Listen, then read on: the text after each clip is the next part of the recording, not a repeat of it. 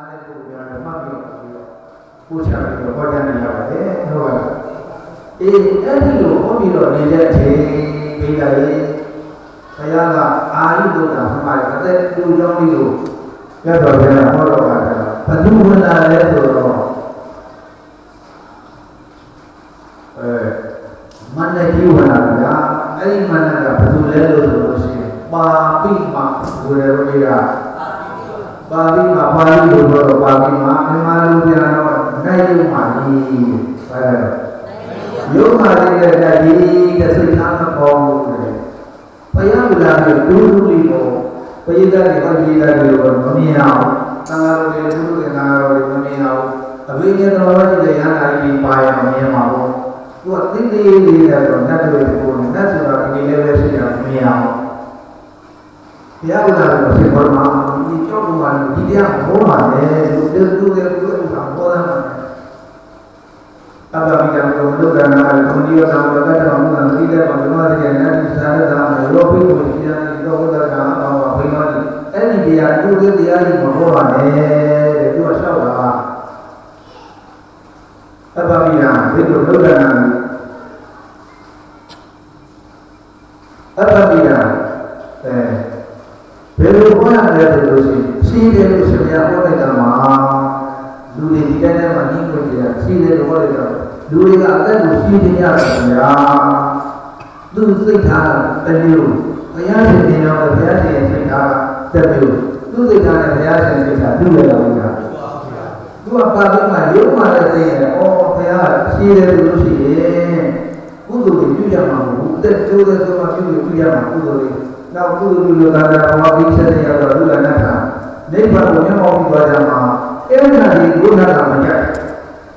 နိဗ္ဗာန်ရောက်တော့သိရောက်တဲ့ဉာဏ်ပူရရောက်တော့နိုင်ပြသိရောက်သူ့အင်ပါရတဲ့မှာသူကနွားကြီးကိုခိုက်တာဒီဘုရားတွေကိုတက်လာတယ်မဟာဘုရားတွေကိုမာသီတိုင်းကြရတယ်ဘောရမမြတ်တော်ဘုရားကတရားတွေပတ်တော့ကိုယ်ပဲဘိုးလည်းရင်တော့ငါပြိတ္တတွေရှိတော့ဘူးငါနှိမ့်ဆက်လို့တရားအဲ့ဒါကလိုချင်တာနော်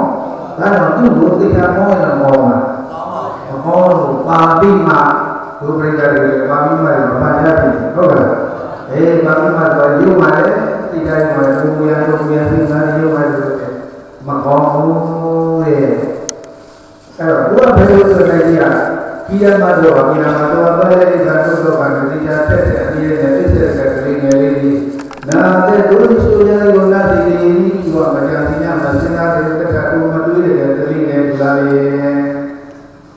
ရှင်မယားတပည့်တော်လူတော်တို့ကမိခင်တဲ့သားသမီးတွေလာကြည့်လိုက်တယ်ကလေးငယ်တွေနှုတ်ဆက်တဲ့ကလေးငယ်တွေရှိပါလားအဲ့ဒီကလေးငယ်တွေမိရင်မရောက်နေတော့အမိဒါတွေဝါရလေးရောက်လို့တွေ့ရင်ရေးပြေးလို့အိတ်တော်ပါတယ်အဲ့ဒီခါမှာသူရေးပြီးတော့နဲ့သူ့ရဲ့ကလေးစီတွေခါနာပြောတာ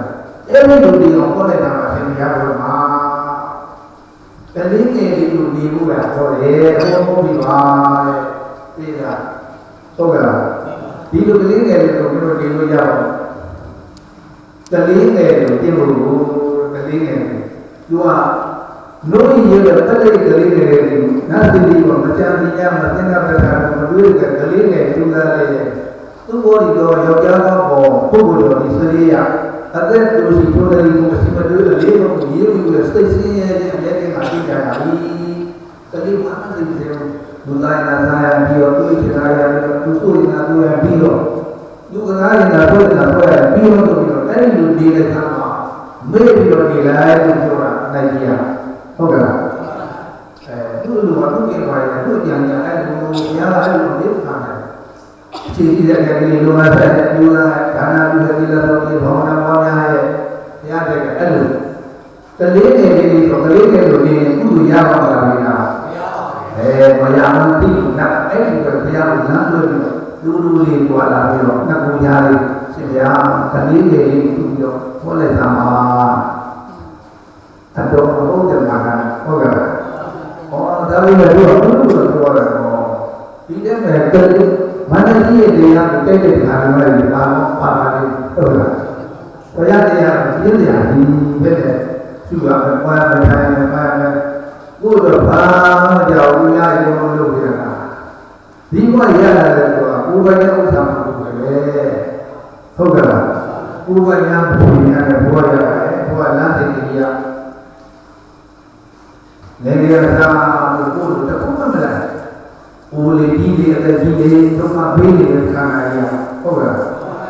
အဲ့တော့မနတိအကောင်းတာကကလေးငယ်ကိုရှင်များမတွေးတဲ့ကလေးငယ်ကလည်းကိုယ်တို့ယောက်ျားကောင်းအောင်ကိုယ်စရိယအသက်လူရှိထိုးကလေးကိုအစီမတွေးအရေးပေါ်ကိုလေးလိုပဲ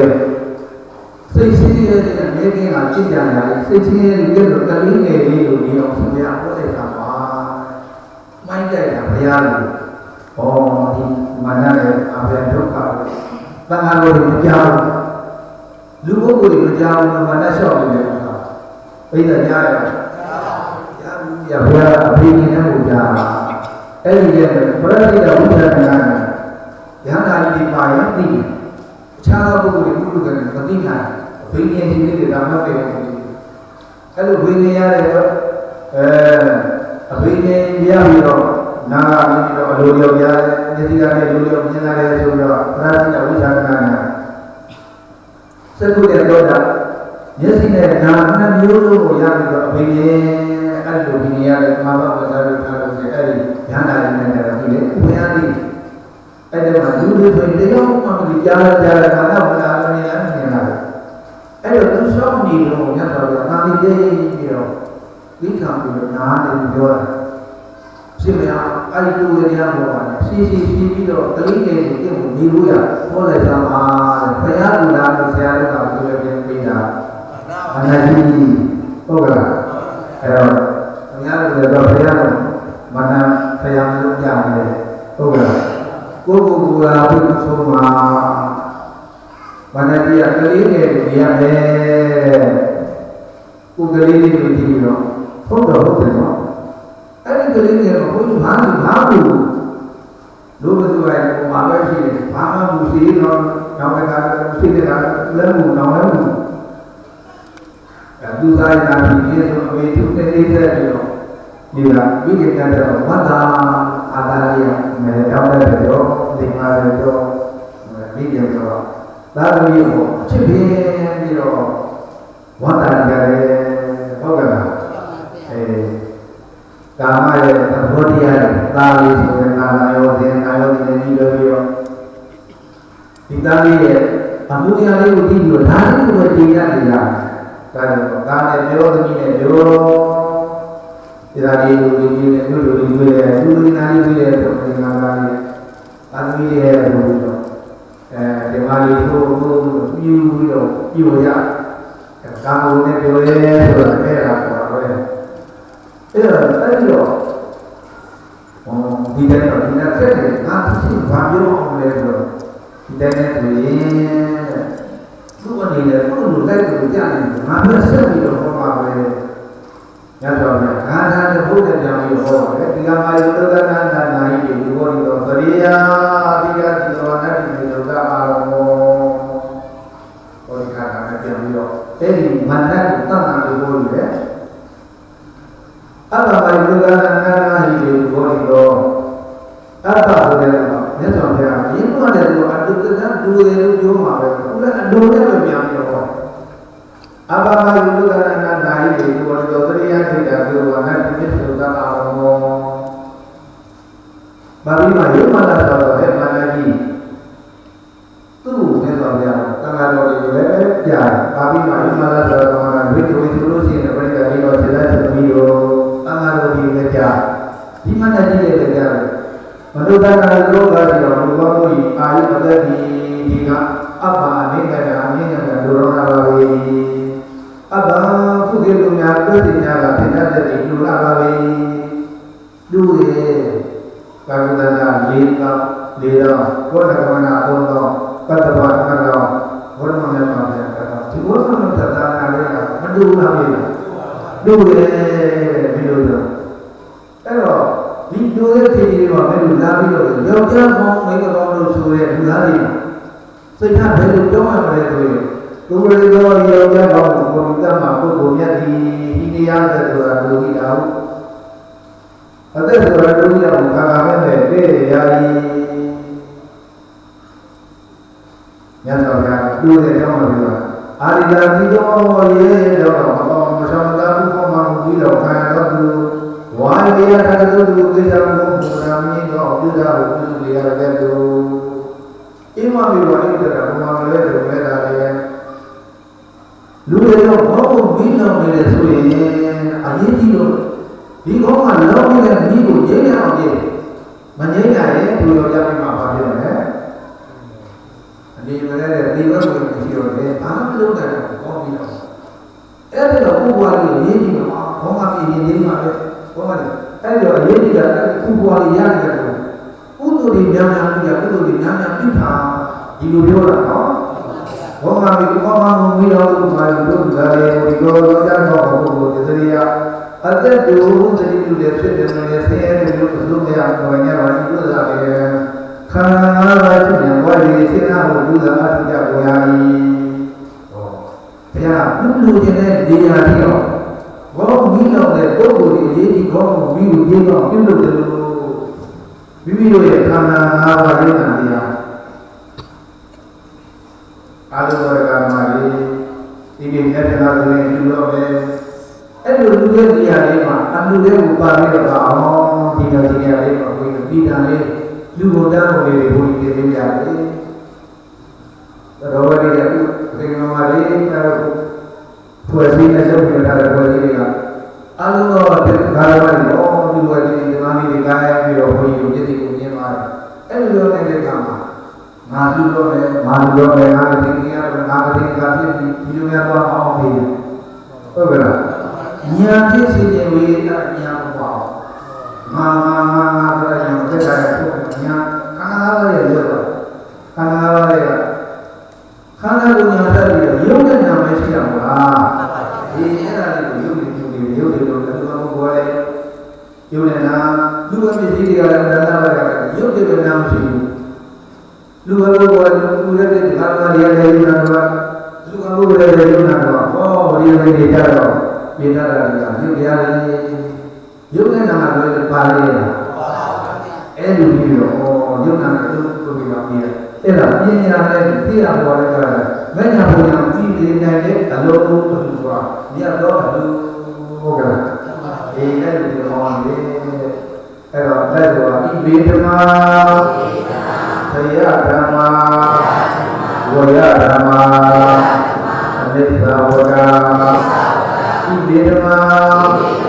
ဤသူဝတ္တိဘလူဝဘုဂောဘလူဒါယကာဘလူဒါယကာသတိဒါယကာသတိဒါယကာသတိဒါယကာမတို့ဤခန္ဓာ၅ပါးယုံနာတရားတို့ဤသယဓမ္မာဘုခန္ဓာတော်သဘောတရားရှိပါ၏ဝရဓမ္မာပြည့်စုံသောသဘောတရားရှိပါ၏အနတ္တဝဒအသုမယအမြဲမရှိကြဘူးပါလားအဲ့ဒီဝိပဿနာနဲ့သင်ပြီးတော့သူ့ဝိပဿနာတဲ့ပဋိသင်္ခါလေးကိုဣမံပိရဆိုတာအနာဂတ်ဒီမှာသာအလောင်းကိုချပြီးတဲ့တို့ပဋိသင်္ခါကိုနာတော့တို့လုပ်နေတော့နောက်ဖြစ်ရတော့အမျိုးမျိုးတဲ့ဘယ်လိုမှမဖြစ်နိုင်မြတ်ဘေးဆိုတဲ့ဘဝတရားနေပြီးတော့မြတ်ဘေးဆိုတဲ့ဘဝတွေကောင်းဘေးဆိုတဲ့ဘဝတွေဖြစ်ဖြစ်ကြံကြတဲ့ဘဝတွေအဲ့လိုမျိုးမှာတော့ပြီးတော့ဖြစ်တယ်အဲ့ဒီပဋိသင်္ခါကိုရအောင်နော်ဘုရားရှင်တော်ဒီလေရာဒီကိုတရားဒီလေလဲပြီးတော့အောင်ယူယူလိုက်ပြီးတော့လူဝိုင်းပြအဲ့ဒီတတိတော်တွေတော့ဆိုတော့တာလာလို့ရှိရင်ကိုယ်သိမကောင်းတော့ဝိပဿနာဉာဏ်တင်းပြီးတော့လူတဲ့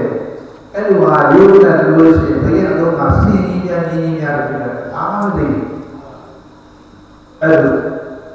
မြင်းကြီးစီကြီးတွေတော့မြင်းတော်မှာစီကြီးတွေဘာမှမသိဘူးဘယ်လိုလဲတော့အဲ့ဒီစီကြီးဆိုတဲ့ဥစ္စာကယုံနာမမြင်လို့သွားပြီးဖြစ်တာဟုတ်ကဲ့လားအဲ့ဒါကြီးပြောကြတယ်ငါကတော့နဲ့ဥစ္စာကိုဘုရားတရားတော်နဲ့ယုံနာတော်ကိုလုပ်နေတယ်ဝိပဿနာဆရာကြီးဉာဏ်ပညာမှုရှိပြီးတော့လည်းပါမှတ်ရလားအေးတိုက်လို့ယုံနာတော်ငါခန္ဓာဒုက္ခပြီးအောင်လို့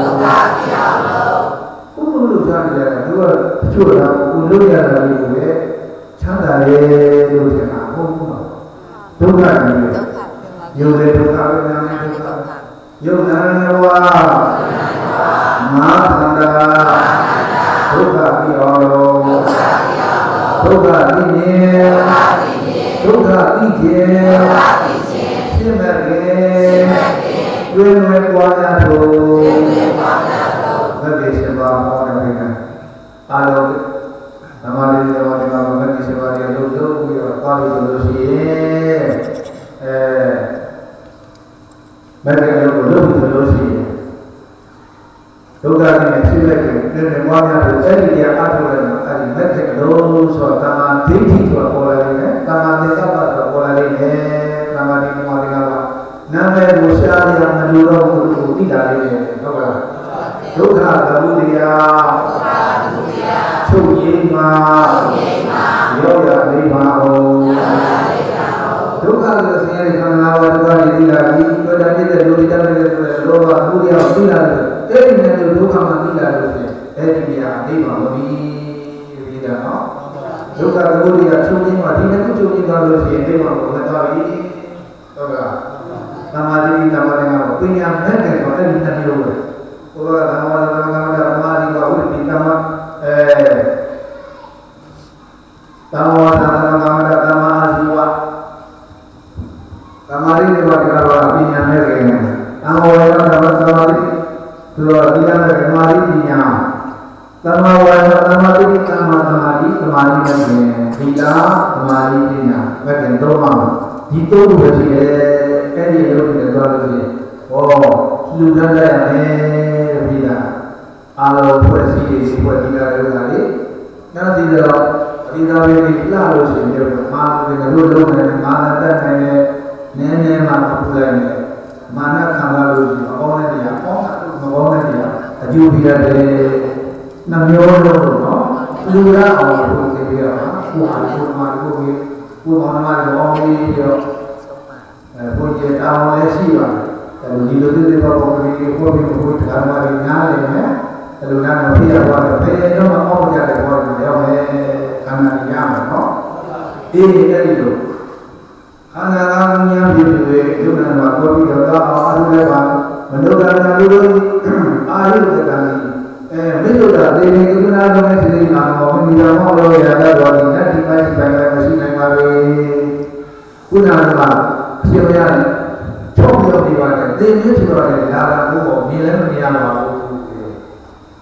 သူကတက်ကဘုရားကိုဆွေးရလို့ဆိုဗျာသင်မင်းကြီးလာနေတယ်လို့ချောပါသင်မင်းလာလည်းမလာပဲလေသူကဒီဖက်ကြီးတော့ဟုတ်တယ်လို့ပြောတာပေးတယ်ဒီကတော့နာတော့သိတယ်သင်မင်းဆိုတာဘာလို့ဆရာကြီးရတော့မမြင်ဘူးလို့ရှိရင်ကိုယ်ရှိမှားလေးတစ်ချက်ချပြီးဟုတ်ကဲ့ဒီမင်းဆိုတာမမြင်ဘူးလို့ရှိရင်ကိုယ်ရှိမှားလေးချပြီးဆိုတော့အဲ့ဒါပုဂ္ဂိုလ်ရဲ့ဒီလိုကြီးဖြစ်တာဟုတ်လားဒီလာတိရဘုံတွေရောက်ပြီးတော့အခုအဲ့ဒါပြောရတာဒီမင်းဆိုတာရောက်မလားအဲ့လိုပုံဒီမင်းဆိုတာအများအားလာပါလားအများအားကိုရှိနေတာတဲ့ဘုရားကပို့ဘူးတဲ့မင်းကိုယ်ကလည်းဘုရားကဒီမင်းကြီးပဲဟုတ်ကဲ့လားမေတ္တာနာမေတ္တာတေအာမောတော့မရောက်ပါရတတ်တော်ဒီနတ်ဒီပတ်ဒီကမရှိနိုင်ပါဘူးဒီမင်းမလာရတဲ့တော့ခေါ်တဲ့တော့ရှိဖို့ရှိဖို့ဘုရားကအပြောကိုအာဒီဒီယာပြည့်စုံလို့ပြောတယ်အဲ့ဒါကဘာပြီးမှမင်းပြောတဲ့သိနေဆိုတာလာဘူးလားမင်းကိုယ်တိုင်လာပြီးနေနေကြီးပဲအဲ့ဒီပြောတယ်ဟောဘုရားအားမသိတော့နာမည်ကိုတူတူတမှုကြပြီးတော့ပါပြီးမှငါပေါ်တဲ့ခန္ဓာတက်တော်မှာသာနာကြီးငါ့ကိုဘုရားသိတော်ပြီတဲ့မာမီးတယ်တော့ခါရတဲ့ညာတိတ်တာလေးကြားတယ်မနပြန်ပြီးတယ်လားဘာတပတ်တာပြောဘာတပတ်ကောင်မှလည်းမပြီးဘူးအဖြစ်သမားနော်လာပြီးတော့လူတွေကိုသိကြတယ်တမျိုးမျိုးတော့လူမဲ့စေတနာတွေမရအောင်များနေတဲ့ပုဂ္ဂိုလ်တွေနည်းပြီးတော့လာတော့အဲ့တော့ပုဂ္ဂိုလ်တွေလည်းကိုယ်ဟာလူနာမနဲ့ဝင်ပြီးတော့နေရအောင်ဒီမှမသိပဲကောင်းကင်ကမာနကြီးပါပြီးတော့အလားလည်းကုသရာလေးအားဒီတက်ပါမယ်ကုသရနာလေးတက်ပါမယ်အဲ့ဒါမာနဝိဆိုတာဟောပြလိုက်တာဟုတ်ကဲ့ကောင်းကင်ကမာနကြီးကမာနနာတက်ပါတယ်အာဝိမမီတော့ဒါဘယ်လိုပဲဖျားသက်သက်ကလေးမှမညို လို့ဟုတ်လားအေးတန်ခါဆိုတာဒီလက်ဆက်တာရှိဘူးတန်ခီဒိဋ္ဌံမှတ်တာနော်တန်ခီတန်ခါတော့ငတ်တော့တန်ခါတော့ဒိဋ္ဌံလေးတွေမှတ်တာကြီးမြတ်တော့များတယ်တော့လူစီ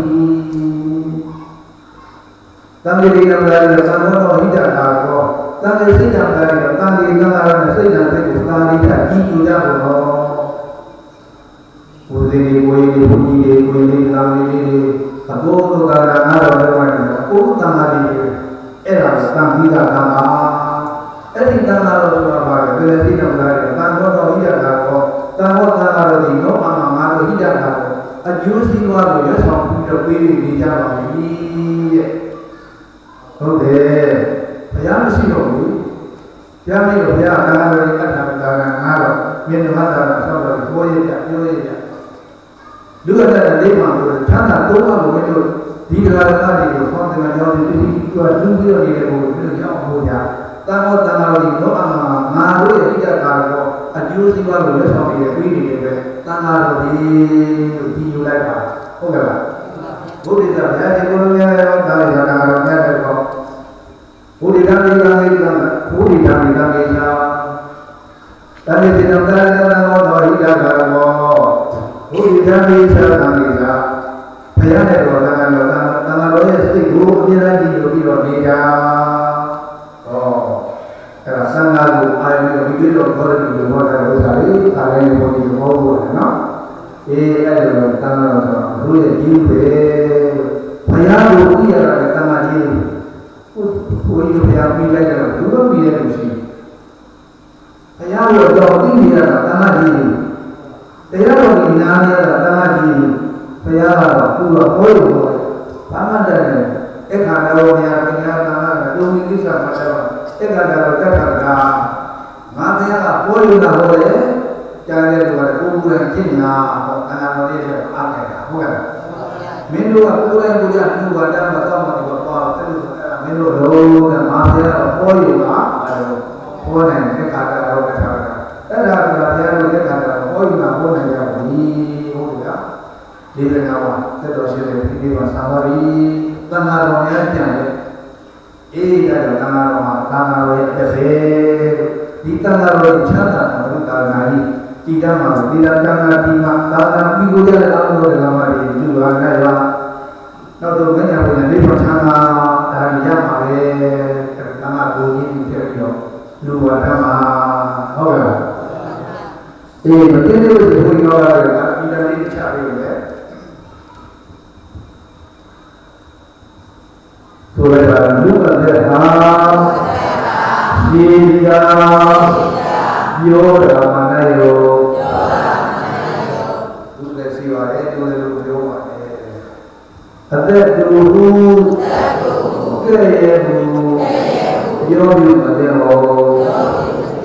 ကလေးလည်းလို့ကျင့်ဖို့ကိုပြောဆိုမနဲ့ရောမနဲ့ကြီးကဖြစ်ရကလေးလေးပြောလိုက်တာမှာဟောလိုက်တာပြောတာဒီကလေးလေလို့ပြည့်ဖို့ပြောသူပါဏယောဒီမင်းဆိုတာယောမလားပြောတာပါဏယောကလေးငယ်ဒီသက်တို့စီရာစီကင်းတော်စိတ်စင်းရဲ့ဝဲကလေးငယ်ရင်းတယ်ဆိုတော့ဒီမှာစင်းတယ်အဲ့လိုကြည့်လိုက်ပေါ်မှာပြပေါ်လိုက်တာမှာတော်ရဲတဲ့တော့နော်အဲ့သူ့ကိုလည်းသူ့ကိုရုပ်ပြီးတော့လာတတ်တော်ကိုသိတယ်ဘုရားကိုလာပြီးတော့သူ့ဟောကိုဘုရားတော်ကြောင့်ဟောတယ်သူကအဲ့ဒီလာလို့ပါဘုရားဆရာတို့ကဒီပုဂ္ဂိုလ်တယောက်ကိုရှိဟုတ်ကဲ့အဲ့တော့ဘုရားကိုဆရာတို့ရတယ်ဟုတ်ကဲ့ဒီပုဂ္ဂိုလ်ကိုလည်းအဲ့ဒီနာကြီးကဝိညာဉ်မှာတဲ့ခါလေးရောက်လာတယ်နော်မြောက်ဘောကလည်းပေါ်လိုက်တော့ဘုရားကိုယ်လုံးသားတွေဘုရားရာနေရာပြတ်တော့သင်္နာလေးပြတ်တော့ဘုရားကောင်းတဲ့တော်တော်ဝိညာဉ်နဲ့အဲ့ဒီတရားတွေလုံးလေးဆိုရင်နာမနကကောင်းတဲ့ရောက်လာပြီငါဥလို့တွေရောက်လာငါဒီတရားနှလုံးသားတွေရောက်လာပြီလို့ဆိုတာပေါငယ်မောင်ကြီးနဲ့နှလုံးသားတွေရောက်ပြီအဲ့ဒီဖြောင်းပြီးတော့အဲ့ဒီမနကိုမောင်းလို့ပြောတာဟုတ်လားရာတရားနာနာလို့ပြီးတော့ဘုရားကောင်းတဲ့ငါတို့ပြောလဲ တိတိကျကျရဘူးဟောဆိုမှဟုတ်ကဲ့လားနောက်တစ်ခုလည်းအသက်ဆူရာလူလိတာမြတ်စွာဘုရားဟောဘုရားတူတယ်ငါမြတ်မတရားနာဘူးကိုကုသနာမြတ်စွာဘုရားလေးတော်နာပေါ်တယ်မင်းတို့ရှင်းကြည့်ကြလားဟုတ်ကဲ့လေးတော်နဲ့တရားပေါင်းလို့ရတာဒီသူများတွေလည်းအများကြီးမနာတွေလည်းအများကြီးပဲအဲ့လိုပေါ်လို့ရမြတ်စွာဘုရားငါဘုရားရဲ့ပါလာတဲ့ပြည်တော်မင်းတို့တူတယ်အဲ့လိုအသက်ဆူရာလူလိတာမြတ်စွာဘုရားဟောလူဒီအတွက်လူဒီအတွက်လူဒီအတွက်လူဒီအတွက်ဆက်ဆက်တဲ့ဟောဥကောင်းပါဘူးမိတော်သူမိယူခြင်းဟောဥကောင်းမိတော်လည်းကမိယူတာများများလို့ဒီကောင်းကမိရေးတော့ဒီကောင်းကမိမရေးဘူးဆိုလို့ရှိရင်တက်တဲ့ခါလာမလွယ်ဘူးဟုတ်ကဲ့ညာညာဒီအာရီတဲ့တရားလေးညာညာလေးပြုခါရညာလေးတော့ဘာမှလည်းဘာမှလည်းဒီလိုမှသာဘယ်လိုပြောကြတာအဲ့လိုလည်းတော့လေလောက်တော့ဒါနာဝိလာဘာဝနာဉာဏ်သွားတဲ့ဘုရားဒီနေရာမှာအဓိကဝိလာတဲ့ဘုရားဘာနာတိဘာဝနာအဓိကဝိပဿနာဝိပဿနာဒီကဝိလာတဲ့ဘုရားဘာတဲ့ဒီကဝိပဿနာနီးတော့မညာဘုရားဘုဒ္ဓဘုရားစားပြီးဘုရုဇေမှာကြောက်မှာဟောဒီဝိပဿနာဒီပြမှာမရဘူးသမထတွေကတော့သိဉ္ဇေကိုပြီးပြီးပဲဝိပဿနာကြတော့မှကိလေသာမျိုးတွေကဟိုပဲရဟနာဖြစ်သောတာပန်ကရဏကရဟနာဖြစ်တဲ့ဆိုတော့ဝိပဿနာမှာဖြစ်နိုင်တယ်လို့ဝိပဿနာများဒီတော့ပုံမှန်လည်းအဲ့လိုမှတ်ထားပါဟုတ်ကဲ့ဒီဒါဆိုလို့ရှိရင်ဒီလေးဒါကုသိုလ်ကောင်းမှုများများပြုလို့ဆိုရဲအသေးပဲလေးကဘာလို့လို့အတက်ကလို့နော်တဲ့ဘယ်ခိုင်လေးလဲကုသိုလ်ကောင်းမှုများများပြုပါကုသိုလ်ဆိုတော့ဒါနလည်းပါတယ်သီလလည်းပါတယ်ဘာဝနာလည်းပါတယ်အကျဉ်းအားဖြင့်၃မျိုးအကျဉ်းအားဖြင့်ပြောတယ်ဆိုလို့ရှိရင်10မျိုးအဲ့ဒါပြောတော့လင်္ကာလေးချလို့တော့လိုက်တယ်။ကြပြရတဲ့ထဲမှာလူရည်ကျိုးပေါ်လို့ဆိုတော့ဒီဓာတ်လေးနဲ့ဘုန်းကြီးတို့ပညာစာတော်တွေသူပညာတွေရေးရပါတယ်အဲ့ဒါဘုန်းကြီးပတ်ပြီးတော့အရာကျထားပါတယ်လူရည်ကျိုးပေါ်တဲ့လိုက်ဆိုဒေဒီနောင်ရေးကျိုးရင်တွေလူရည်ဒါနာဒီဝင်မှာတော့ဒေဒီနောင်ရေးကျိုးရင်တွေဒီလာရေးရာရာရာကိုရစ်ပြာတိလာသောက်ကြတော့ဒီနောင်ရေးညောပေါ်တွေဘာဝနာစုဝါညာသူကိုနေပြုညာများဒီမျိုးသားတော်ဒီစိတ်စဉ်အစင်မတွေ့လူရေးမပြုသီလမှုနဲ့ဝါမှုဘာဝနာဒီတို့ညာကိုသင်္သာနှလုံးအာထုတော်သိဝေဥမင်းသရာစီရှင်းနေဝလာဒီခါရေသင်္မာနောတာယတပါတိအချိန်ရှိကြလူသာလိုက်ပါလာတာဒီလိုက်ဘယ်နဲ့လိုက်ပါဘုရားဒီလိုက်ဒီလိုက်ပါဘုမာတိပါနောကာယေယတာတိနောတာကိမိသာယစိတ်မှာသူစေသွားတဲ့သံသာသဘောခရီးများတွေကျင်းစင်တော်တာမူရပဲကိုယ်ရောစိတ်ပါအပြာဒုက္ခရလိမ့်မယ်ဒီလိုဟောတယ်မတသိနေမှာ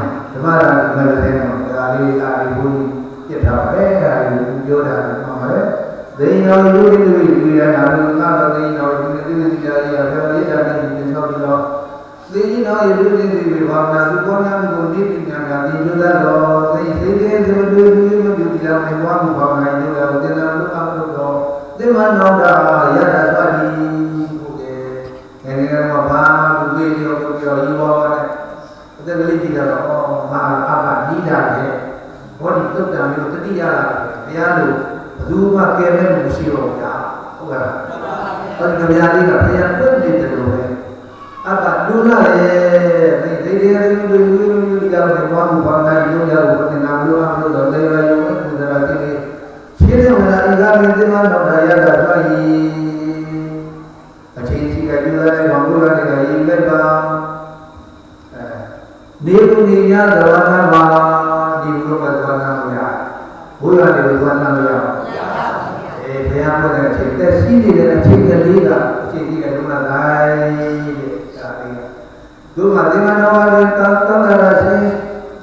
တော်ရင်းကြီးရှိနေတဲ့မှာပြုနေတာလည်းသာဆိုတော့တန်တန်များပြီးတင်းစင်းတော်တာပူရပဲကိုရောသိဝတ်ပဲဒုက္ခရနေတယ်ကိုရောသိရောချမ်းသာတာနဲ့ဒါဒီအထုမီဆိုတော့ဒေတာပဲဒီကာယဒေတာအားတော့ကိုလိုချိန်ကြီးကအချိန်ကြီးပြုလာမယ်ဆိုတော့ဒါနာလည်းပါတိလာလည်းပါတယ်ဘောင်းနာလည်းပါတယ်ဒါနာလည်းမှာဘုရားရှင်ကပိဒါနာလေးဝါသူတင်္ဂဒါနာလေးသောဒါနာလေးယောဒါနာလေးမပါဘူးအဲ့လိုပေါင်းလို့လို့ဆိုရင်သံတရာမှာဥဒယနာမရှိတော့ဘူးတဲ့အချိန်ကြီးလိုက်ပြုလာတယ်ကွာဒါနာလေးဒီလိုကလို့ပြောတယ်ပြောနေတဲ့ချိန်ကျမ်းမာနေတဲ့အချိန်လူလူကြရတဲ့အချိန်ဘာမှမရှိတော့ဘူးဘုရားလည်းတည်းလည်းပြန်ပြီးတော့ခန္ဓာကိုယ်လည်းသတ်တာတော့လူရင်လိုက်တာသွားတယ်အရာလေးရတာလေးလားလူမစောမှာဘူးတဲ့ထေနာတော်ဖြစ်ပြီးလူမစောလို့ချင်းရှိတဲ့တဲ့ဒုနာသက်ပြီးတော့ဟိုကမနာလည်းမသိနဲ့သူ့ကလေးကြီးရောအားလုံးတော့ဘုံတော်ကိုပြန်နေတော့ဒါဖြင့်အထေတင်ကလို့ပြောပါပါရင်လူနာနေပါလေလို့ပြောပြီးလို့ရှိရင်ခုနကပြောတဲ့မတတိလည်းပြန်ပြီးပြီခင်ဗျားတို့လည်းအိတ်တန်းအောင်ပြင်တာဘုန်းကြီးပြတာပေါ့နော်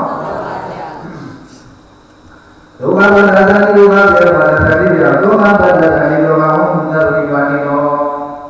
ဒုက္ခမန္တဒုက္ခရေပြုံးကြပြီးတော့မြင်နေလို့ဆိုတဲ့ဆင်းရှင်းတို့ဒီကတော့သာဝိဒုဝါမကျော်တော်တို့တို့ဒီမှာဘာလို့တို့မလို့ရှိတယ်မကင်းများသာတော့အနန္တရူဒီလိုအာသာသိတဲ့လူမျိုးဝဝိညာဉ်ပြကြတယ်လူတွေလူသားများမာသနာကြဘုံပြကြပါလိမ့်မယ်ဟောသူအားလုံးတော်ဒီရဲ့နေတဲ့ကြတော့အားလုံးကဘောတော်ဒီကိုယ်ကသင်ရပါဒီနာမှုတွေသင်ရပါဒီမှုတွေသင်ရပါလေဒုက္ခလေးတို့လေးဘုံပဲပြီးမှကိုယ်ကိုယ်ပြုံးတော့လည်းကလည်းကြောက်နေကြပါဒီလိုလေဘယဘာသာရေးပြီးမိမိတကူတွေမင်းတွေဘုံတွေနှလုံးတွေရောဝိဒနာတိကတို့နေရတော့ဒါပြီးတော့မှပြန်ဘုရားဥဒ္ဒတော်ဒီလိုပါနေတော့သုံးဝတ္တတော်သမကိညာတော်တော်မှာပြန်လို့ဒီနေ့ပြလာဘေးရဘုရားမြူအောင်မွညာတွေ့ကြတဲ့လူတွေကကြောင့်မဆန္ဒကြဘုရားမှုပြကြပါရောလေဘောဓဝလုံးတို့ဒီရတဲ့ရောတော်ကမောတော်ကောင်းပြီမှာပရမတရားကိုမြင်ကြပါစေရုပ်နဲ့မြင်ရပါနော်ယုံနာတွေလည်းပရမတရားကိုလည်းတို့ယုံနာတွေလည်းမြင်ရပါစေပရမတရားကိုမြင်ရပါစေတရားတွေမြင်ဘုရားကိုလည်းမြင်ရပါစေဘုရားကိုလည်းမြင်ရပါစေတရားတွေလည်းဘုရားတော်ဒီလိုမှရောဆိုတော့ခိုင်းလာတဲ့တရားတွေလည်းမြင်ရပါစေဘောတရားတွေတော့ငါ့ဘုရားကုနာဘုန်းကြီးပြောတယ်နော်ဒါတရားတွေလည်းမြင်ရပါစေဘုရားကိုလည်းမြင်ရပါစေဆွေနာတရားတွေဒီကံတွေဒီပါမြင်တဲ့တော်အဒီတို့ပေါင်းတဲ့လူတွေရှိလို့သူကမြင်ရပါစေဘုရားလောကပတ္တမလုံးကြီးဆိုရင်ကဘောဓဝတ္တကတာဘုရားရဲ့တရားကဗေဒီဒုမမကျေတပေဟုတ်လို့ဒီဖြစ်ပေါ်တော့မာနီတော်တို့ဘုရားမလို့ရှင်ပြေတဲ့ညာတော်ကတော့အမှန်တရားနဲ့ဒီပြောပါလားနှလုံးအိမ်မှာသဘောစိတ်နဲ့ဖြောင်းတဲ့ကလေးကိုဒီလိုလားငါတို့စိတ်နဲ့ပြီးတော့အော်ဆိုရင်ဒီညာကိုလည်းပြရပါလိမ့်မယ်ဘောတော်တော်ကောင်းပြီးဒီအရိယာကိုလည်းကိစ္စပေါင်းတော့ကောင်းပြီမှာမင်္ဂလာဖြောင်းငါကြောင်းမာကြပါစေမင်္ဂလာဖြောင်းဆက်ကြကြပါစေဒီလေဥစ္စာပြားတို့တွေကိုဆွေလုံးဝေဖို့ယနာမှုသူတို့ရွာသွန်နိုင်ရပါစေဘုရားတိ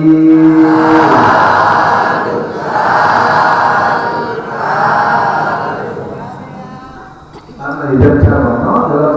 ဒီဘာတော့ဆက်ရအောင်ဒီရတာအဲဒါမှလည်းဒီဣဒံမေပုံညာနိဗ္ဗာန်တ္တာဒီ ဘာတိမာသင်္ခယာသတ္တာမီလာသာရပညာယေဟုစွာဘုရားရှင်ကိုယ်တော်မြတ်ကြီးအားဤမာယေမာယေတတော်ကိုဝိပါဒဝါဘုရားရှင်ကိုယ်တော်မြတ်ကြီးသတိတော်တို့သည်ယောဂီစွာဖြင့်နာယမတရဘာဝတိဥဒ္ဒောသောအဖြင့်သတ္တဝမြတ်သောလောကကာမတို့ကိုဓမ္မပူဇာဖြင့်သူရရဘာဝတိယောဂဘာဝတိသောတိယသောသီလကုသိုလ်ဝါများရသောဘာဝနာကုသိုလ်စေတနာကုသိုလ်သေတာတိဒေယအာသေဘာဘောဒီညမောပြုဘာလို့ဒီညဗျာသေဘောမြို့တို့၌တရားတော်များအပြည့်ရရတယ်သီဝဥစ္စာရဏစီဝေသာယီသာဝေမစီနေဒီရဗျာဒီမောကုသိုလ်တို့ဤ